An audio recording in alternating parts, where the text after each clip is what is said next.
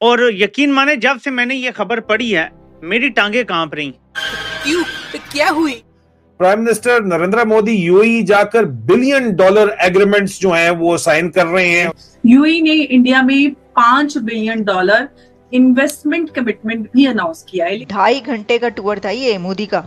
2.5 घंटे के टूर में मोदी ने $5 बिलियन जो है वो ऐंठ लिए हैं। यानी पाकिस्तान की एलीट दुबई से पैसा निकालने में और फरार होने के अंदर बिजी है और इंडिया यूएई के पैसे अपनी इकोनॉमी के अंदर ला रहा है। मोदी गौर किया होगा आपने इस वीडियो में कि नरेंद्र मोदी अपने जहाज के दरवाजे में से ये वो जहाज से उन्होंने जब पांव पहला बाहर निकाला है तो सामने यूएई के हेड ऑफ स्टेट खड़े। तो इससे बहुत कुछ आपको नजर आता है कि आने वाले दिनों में जो हमने पहले भी बात की थी कि इजराइल, इंडिया, यूएई ये एक नया खित्ते के अंदर इत्तेहाद बनता हुआ नजर आ रहा है। लेकिन सर $5 बिलियन कम नहीं होते हैं जो वो इन्वेस्ट करेंगे भारत में। हमारे यहाँ तो 1 बिलियन के लिए भी हम लोग तरस रहे होते हैं कि उधारी मिल जाए। पैसे नहीं है, अफसर नहीं है, लोग नहीं है, माहौल ठीक नहीं है, टेररिज्म है। These are all excuses. Announce किया था आसिम मुनीर ने 3-3.5 साल पहले कि मैं $70-80 बिलियन सऊदी अरब और यूएई वगैरह से लेके आऊंगा। कितना आया? कर्जा आया यूएई ने, वो भी कहा वापस करो इधर। और वो यूएई कर्जा पकड़ के सऊदी अरब से उनको अपने फौजी उधार दे के, किराए पे दे के और कतर से पैसे लेके इनको वापस किए। ये इनकी पॉलिसी है इस वक्त। अस्तगफुरुल्लाहुल अज़ीम, ये उम्मत का क्या हाल हो गया है। हाय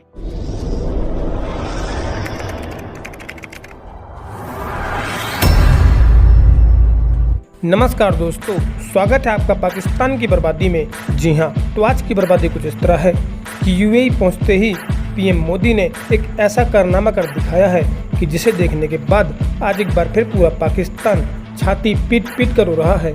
जी हाँ, तो खबर कुछ इस तरह है कि कल जैसे ही पीएम मोदी यूएई पहुंचे तो यूएई के राष्ट्रपति शेख मोहम्मद बिन जायद अल नहयान ने उनका एयरपोर्ट पर ही भव्य स्वागत किया और साथ ही में यूएई के राष्ट्रपति ने पीएम मोदी के साथ भारत में $5 बिलियन की इन्वेस्टमेंट करने का भी वादा किया है। जी हाँ, और इसके साथ साथ भारत में पेट्रोलियम रिजर्व एलपीजी रिजर्व को लेकर भी बात की गई है। परंतु भारत में यूएई की इन्वेस्टमेंट को देखकर आज एक बार फिर पूरा पाकिस्तान छाती पीट पीट कर रो रहा है। जी हाँ, खैर दोस्तों आपसे छोड़िए, हम पहले पाकिस्तानी मीडिया का रिएक्शन देखते हैं। 2.5 घंटे का टूर था ये मोदी का।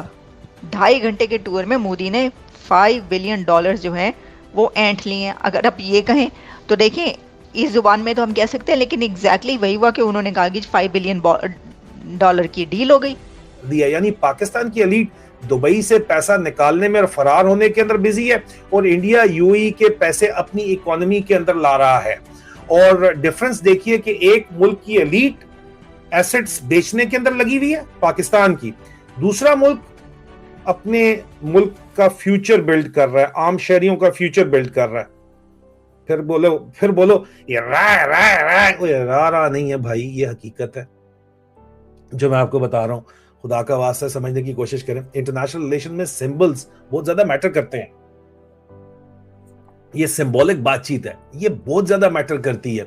आप देखो इंटरनेशनल जो इस वक्त यूएई ओपनली इंडिया को लॉन्ग टर्म स्ट्रेटेजिक पार्टनर की तरह ट्रीट कर रहा है। ट्रेड वॉल्यूम $100 बिलियन तक पहुंच गया है और टारगेट 2032 तक $200 बिलियन इन्होंने किया है कि 2032 तक $100 बिलियन हमारा ऑलरेडी चल रहा है। ट्रेड 200 बिलियन पे लेके जाएंगे यार। पाकिस्तानी आप देखो सिर्फ यहां से पैसा पाकिस्तान से चोरी करके वहां लेके जा रहे हैं और वो वहां पे दुबई से इन्वेस्ट करवा रहे हैं इंडिया के अंदर। और पाकिस्तान जिन लोगों को निकाल रहा है वो इंडिया प्रोवाइड करेगा, फौज को निकालेगा वो भी इंडिया प्रोवाइड कर देगा।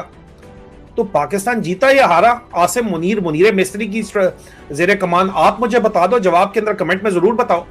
अभी आप जरा पाकिस्तान की तरफ देखो तो सही, पॉलिटिकल इंस्टेबिलिटी है टोटल। किसी किस्म की पॉलिटिकल सियासी अदम इस्तेकाम है क्योंकि इमरान खान को जेल में डका हुआ है और डाकू डफर अलायंस चल रहा है पाकिस्तान के अंदर। इंडिया के अंदर पॉलिटिकल स्टेबिलिटी है ना यार, तो जाहिर बात है जहां पॉलिटिकल स्टेबिलिटी होती है इन्वेस्टर, फॉरेन इन्वेस्टर वहां जाता है। तो यूएई तो वहीं पे इसलिए जा रहा है। अनाउंस किया था आसिम मुनीर ने 3-3.5 साल पहले कि मैं $70-80 बिलियन सऊदी अरब और यूएई वगैरह से लेके आऊंगा। कितना आया? कर्जा आया यूएई ने, वो भी कहा वापस करो इधर। और वो यूएई कर्जा पकड़ के सऊदी अरब से उनको अपने फौजी उधार दे के, किराए पे दे के और कतर से पैसे लेके इनको वापस किए। ये इनकी पॉलिसी है इस वक्त। हाइब्रिड रजीम पाकिस्तान के अंदर चल रही है। डेमोक्रेसी अगर नहीं होगी तो स्टेबिलिटी नहीं होगी, और स्टेबिलिटी नहीं होगी तो इन्वेस्टमेंट नहीं आएगी। सिक्योरिटी कोलैप्स है पाकिस्तान का। मैंने आपको कल बताया कि पाकिस्तान इस वक्त मुकम्मल तौर के ऊपर हालत जंग के अंदर इंटर